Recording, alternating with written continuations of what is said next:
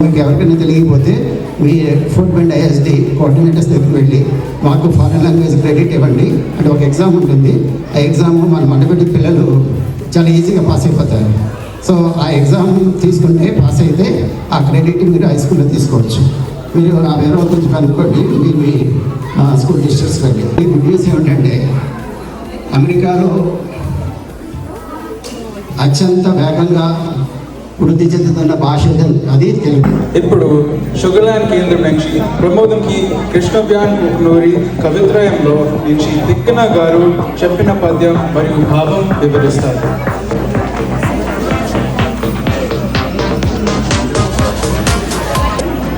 అందరికీ నమస్కారం.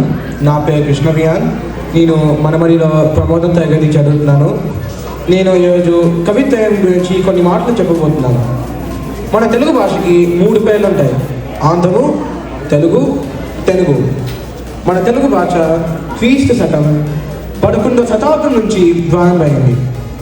కవిత్రయం ఏంటంటే 3 కవులు వచ్చి వేదవ్యాసుడు రాసిన మహాభారతంని సంస్కృతం నుంచి తెలుగులోకి రచయించారు. ఆ 3 కవులు ఎవరంటే నన్నయ్య, తిక్కన, ఎర్రపగడ లేకపోతే ఎర్రన. నన్నయ్య కవి మహాభారతంలో మొదటి 2 పర్వాలు పూర్తి చేసి 3వ పర్వం సగం పూర్తి చేసి కాలం చేశారు. తర్వాత తిక్కన కవి వచ్చి 4వ పర్వం నుంచి 15 పర్వాలు పూర్తి చేశారు. తర్వాత ఎర్రపగడ వచ్చి ఆ 3వ పర్వంని పూర్తి చేసేశారు. అప్పుడు మహాభారతం సంస్కృతం నుంచి తెలుగులోకి రచయించేశారు. ఇప్పుడు తిక్కన కవి రాసిన పద్యం నేను ఇప్పుడు వివరిస్తాను.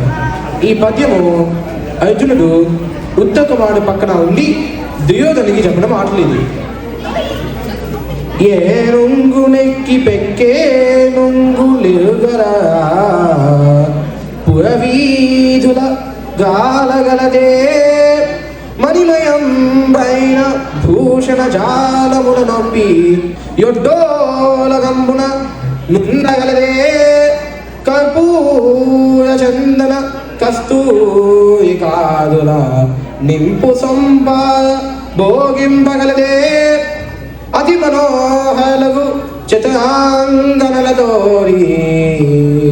సంగతి వేర్కలు సలుపగలదే కయ్యమున నోరిపోయిన కౌరవేంద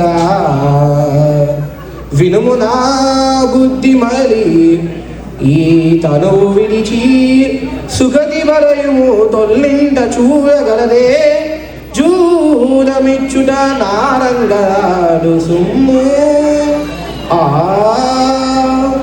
ఆ ఆ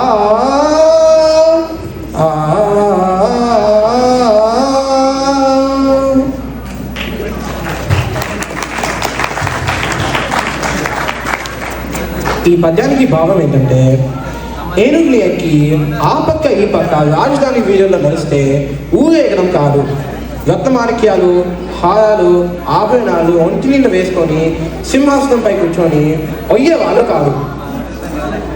పెత్తనం ఉందని అందగతుల్ని రప్పించుకొని వారితో పులకడం కాదు. తేరగా వచ్చిందని సుగంధ ద్రవ్యాలతో భోగాలు అనుభవించడం కాదు. ఇప్పుడు నీ గతి చూసుకో. ఇంత ముందులాగా ఇంకా దోచుకున్నామని అనుకున్నావు, కానీ నీ జూడుబొట్టెత్తులు ఇక్కడ పంచి వసుము. ఇది పద్యానికి భావం. మీ అమూల్యమైన సమయంలో నా కవిత్వం గురించి కొన్ని మాటలు వినినందుకు నా హృదయపూర్వక ధన్యవాదాలు. అందరికీ నమస్కారం.